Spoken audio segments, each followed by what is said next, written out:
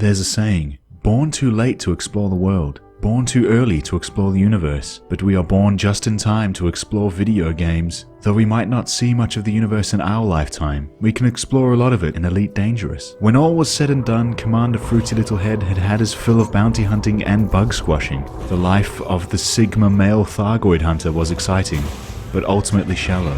And Fruity Little Head is a man of meaning, poetry, a connoisseur of the arts. More and more do his eyes part outward from the canopy of our beloved ship, the Fruity Booty. But what does he want to do now? Perhaps travel.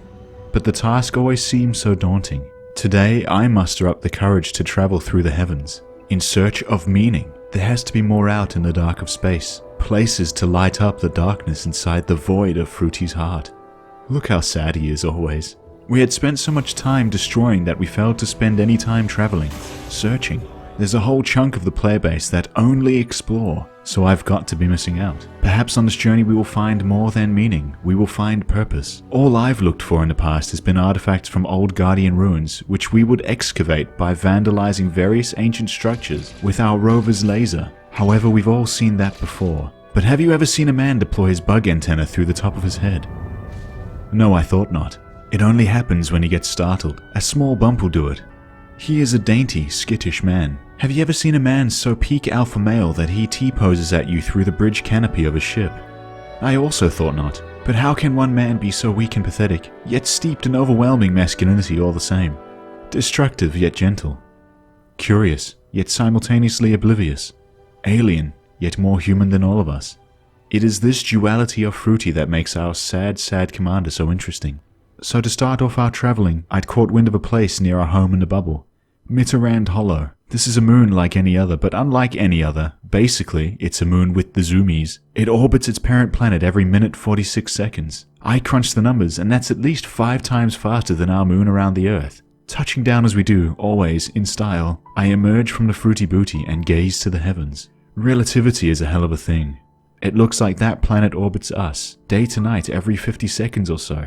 The planet casts a shadow over us, as all things with mass do. Alas, if an emotion does not have mass, then why does our sadness cast a shadow over Fruity so? If you haven't seen this place in Elite before, I highly recommend it. Though I have shown you this wonder, it's not the same as experiencing it for yourself. Just try to land on it, the moon is faster than your ship, it's pretty crazy. And just as fast as I arrive, I leave. An experience for sure, but there are more places out there for us to see. Perhaps closer to home still is Hutton Orbital, but this is closer only by distance. By time, however, this location is 2 hours away. How is this possible, and why would anyone do this, you ask? Well, I don't know. Jesus died on the cross, and here I am about to travel in a straight line to a place that is fictional for 2 hours in a game that will kick me for being AFK. You tell me why anyone would do this. Because David Braben, that's why. I hop into my smaller ship, dubbed That Time I Got D-Press, and jump on over to Sol. I search for a while, but the station is not in my navigation panel. I jump into my full spectrum scanner and frantically search for 10 minutes, but to no avail. I eventually realize that Hutton Orbital is in a different star system entirely, Alpha Centauri. Well, you know what they say, intelligence is a spectrum. It's ironic. The full spectrum scanner could locate entire planets, but it cannot locate Fruity's intelligence. Once in Alpha Centauri, I zip over to Hutton Orbital. And by zip, I mean travel at a crawl of only 2,500 times the speed of light. The reason I journey to Hutton Orbital is threefold. I want to collect myself a mug to commemorate the long journey, and the exclusivity of such a feat few players the world over can be bothered to make the trip, and to pick up my free anaconda. And that's the most important part, because I have a much longer journey to take. Upon arriving, Hutton Orbital is exactly as you'd expect. A small station on the outskirts of a star system whose entire GDP is reliant on ceramic liquid holders. I slam into the station because I'm a terrible pilot. And I touch down. I disembark and travel the station to see if there's anything that sparks joy. But I find nothing. Nothing ever brings joy to Fruity.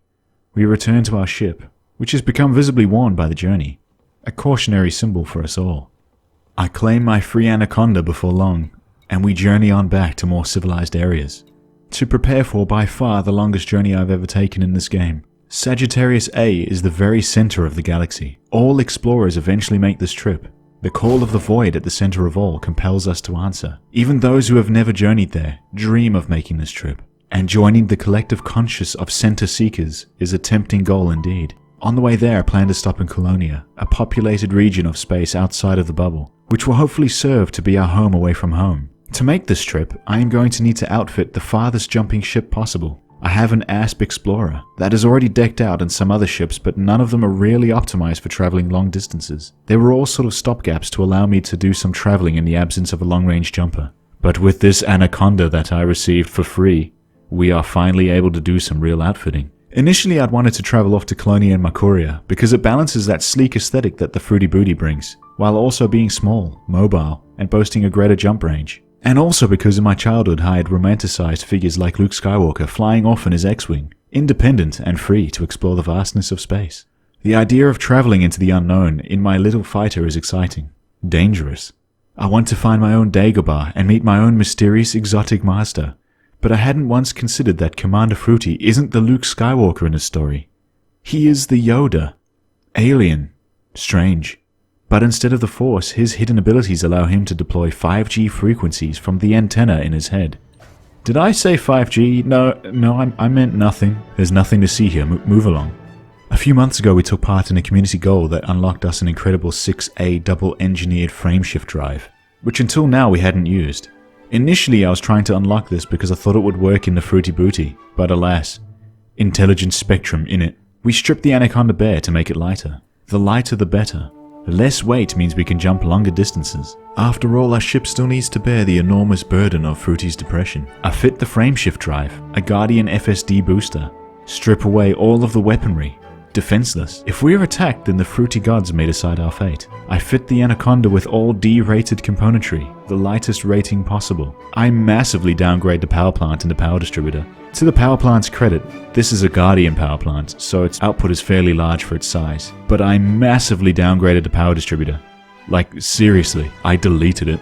I went from a grade 8E to 1D. That's going from a 160-ton distributor down to a half-ton one. The ship can't even boost forward anymore. In short, I have downgraded absolutely every component in the ship to make it lighter, and called it a day. This thing is a massive, barely functional brick that has been strapped to the galaxy's most powerful frameshift drive. Basically, a floating coffin, with probably numerous leaks, broken componentry, and a buffoon for a pilot. God, I have never been more ready. And being time to depart for Colonia, I concede that I did not do this alone. There's a fantastic community of pilots that travel from the bubble to Colonia on a regular basis, on their fleet carriers. I had taken up the offer, which was made willingly and with no expectations. And being the massive freeloader I am, I decided to stow away. However, a huge shout out to the Fleet Carrier Owners Club for doing this every week. It's pretty amazing. If you take them up on their services, be sure to donate tritium and do whatever you can to make this trip easier for them. So all I have to do is gently touch down on the carrier. Log out for the night, and next when I log in, I'll be in Colonia. Simple, right? That knocks off 22,000 light years of my journey. So I do exactly this, and upon relogging, I see that we are halfway to our destination. In a recent update to the game, Braben gifted us the blessing of fleet carrier interiors, so I took it upon myself to inspect the ship. If I can't pay at this stage with tritium, being that I lack cargo racks for making the ship lighter, then I could at least inspect the ship's componentry until one day I can return with a ship that has full cargo racks full of gifts. Riches. But to have riches, I must first have money, and I am so very impoverished. Please comment. You are not impoverished, honey. You are rich at heart, so that Fruity can feel good while he inspects the carrier. Please help me. We check the fighter bays. Everything is optimal, yes. Very fightery. We check the monitor. It functions. This is good, yes. Ooh, big glowing hologram, wow. It's glowing, Fruity, isn't it? Yes. We check this fan. It oscillates, so it works. I'm not sure it ever won't work. It's just a fan in the year 3308. The glowing light illuminates the emptiness in Fruity's weird amphibian eyes.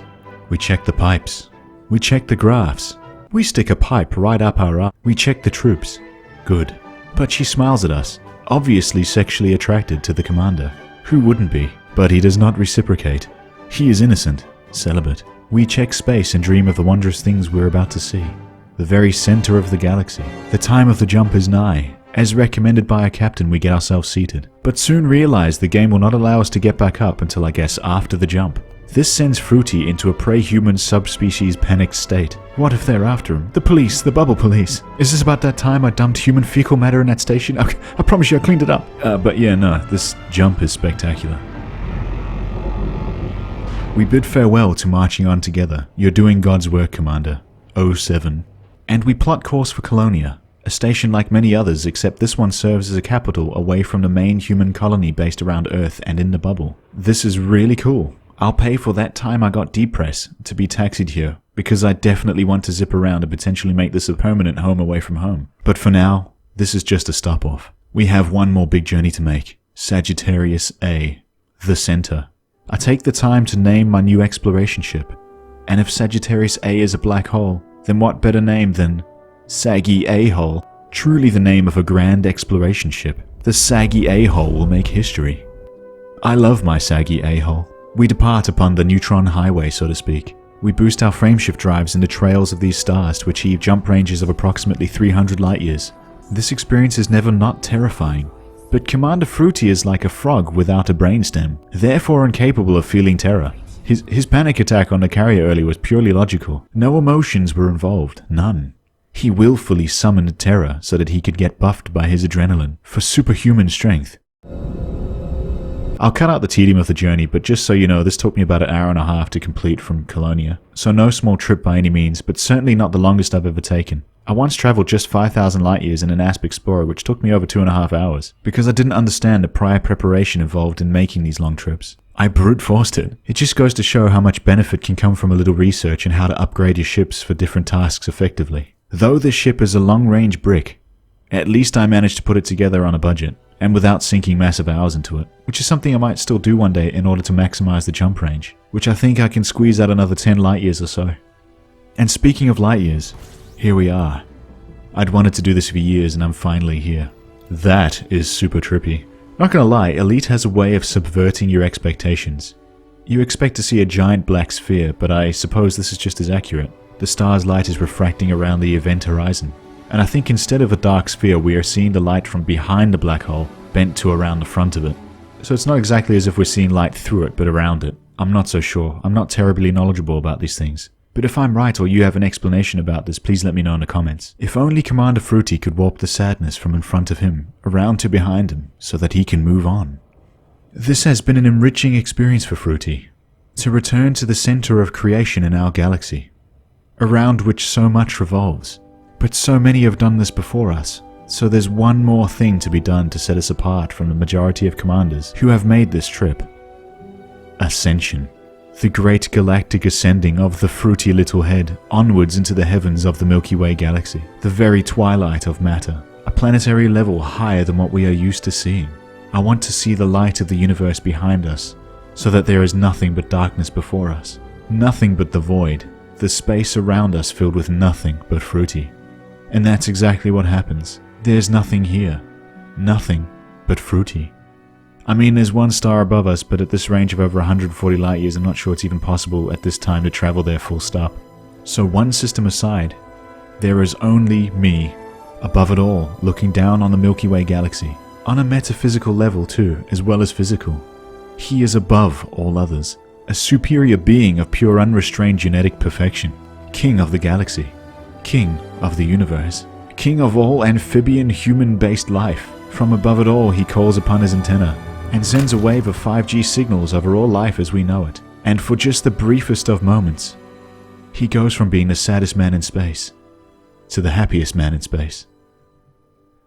You thought it was going to be a good ending? No, it's a bad ending. He's giving you 5G. 5G all over you. All over your face, on your body. He's touching your body with his waves. He's not the happiest man in space. He's the most violatedest man in space. The murderous man in space. He's touching you with his beams. Without your consent. He's a terrible person. Hey guys, thanks for watching. If you enjoyed the video, please like and subscribe. Leave a comment about literally anything. I really appreciate all the comments that you guys send, and I read every single one, so thank you very much. Sorry about the long wait. I have had the dreaded Rona. For me, I think I was quite lucky. It felt like the weakest cold I'd ever had in my life, so that was pretty good. But having said that, onwards and upwards. So thanks for watching. See ya.